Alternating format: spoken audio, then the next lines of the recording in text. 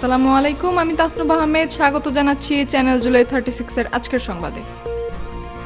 July August অভ্যুত্থান মামলায় tribunal সাবেক প্রধানমন্ত্রী শেখ হাসিনাকে মৃত্যুদণ্ড দিয়েছে। রায়ের পর দেশজুড়ে রাজনৈতিক অস্থিরতা ও আন্তর্জাতিক প্রতিক্রিয়া তীব্র হচ্ছে। আওয়ামী লীগ দাবি করেছে অনির্বাচিত সরকারের সাজানো রায়ে হাসিনাকে ফাঁসি দেওয়া হয়েছে। এ রায়ের প্রতিবাদে দলটি সারা দেশে বিক্ষোভ ও হরতালের ডাক দিয়েছে। ঢাবির এক কর্মকর্তাকে দুর্নীতির অভিযোগে আটক করেছে আইনশৃঙ্খলা বাহিনী।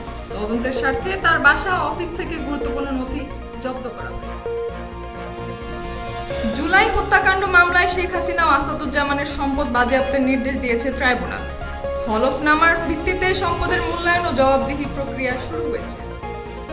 সিইসি এএমএম নাসির উদ্দিন বলেছেন, সব দলের অংশগ্রহণে সুষ্ঠু নির্বাচন আয়োজনই ইসির প্রধান লক্ষ্য। 22 বছর পর ভারতের বিপক্ষে ফুটবলে বাংলাদেশ পেয়েছে ঐতিহাসিক জয় 1-0 গোলে।